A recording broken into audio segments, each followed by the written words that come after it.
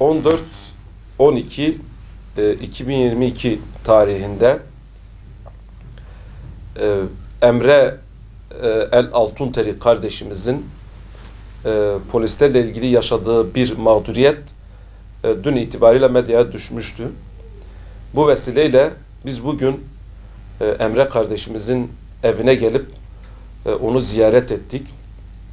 Çünkü bu kardeşimiz o gece yatsı namazına camiye gidiyordu. Ve camiye gittiği yolda polislerin GBT kontrolüne takılmıştı.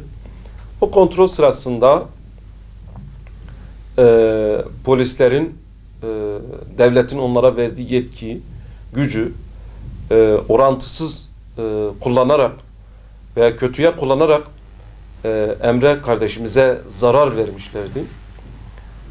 Emre kardeşimize yasal olmayan, hukuki bir dayanağı olmayacak bir şekilde onu darp etmişlerdi.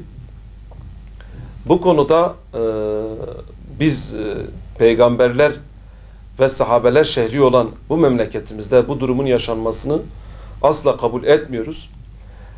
Bu gencimiz namaza gidiyordu.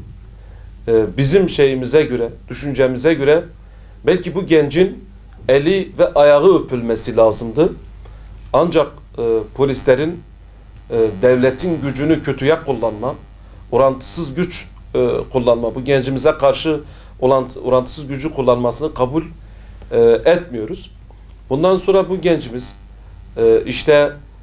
ben Allah'a güveniyorum demişti. Bunun üzerine gencimizi darp edip apar topar bir şekilde gözaltına almışlar. Bir gün gözaltına kaldıktan sonra savcılığa sevk edilmiş. Savcılık da bunu tutuklamıştı. Emre kardeşimizi tutuklamış. 28 Aralık'a kadar bu kardeşimiz haksız, hukuksuz, hiçbir yasal dayanağı olmayacak şekilde cezaevinde tutuklu kalmıştır. Bu Diyarbakır adına yapılan büyük bir ayıptır. Bu kardeşimizin yaşadığı bu mağduriyet bizi ciddi bir şekilde üzmüştür. Biz dün gece öğrendikten sonra geç saatlere kadar uyuyamadık ve ciddi bir şekilde rahatsız olduk. Bu kardeşimizin özellikle bu mağduriyetinin giderilmesini istiyoruz.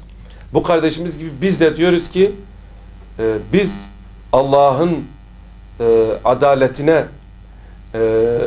güveniyoruz. Biz de Allahu Teala'nın himayesine, Allah'ın gücüne güveniyoruz. Allah'ın hukukuna güveniyoruz ve bu hukukun bu memlekette bu şekil icra edilmesini istiyoruz.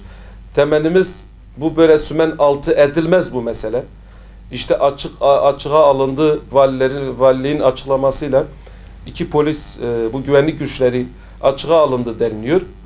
Bu açığa alınma umarız yerini bulacaktır. Bir geçiştirme olmayacaktır.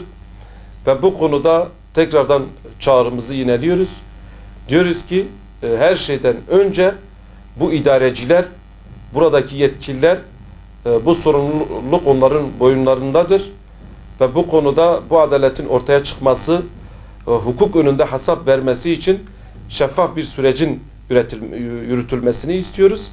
Ve bu vesileyle Emre kardeşimizin evinden de sesimizi tüm kamuoyuya duyurmak istiyoruz. Tekrardan Emre kardeşimize geçmiş olsun diyoruz.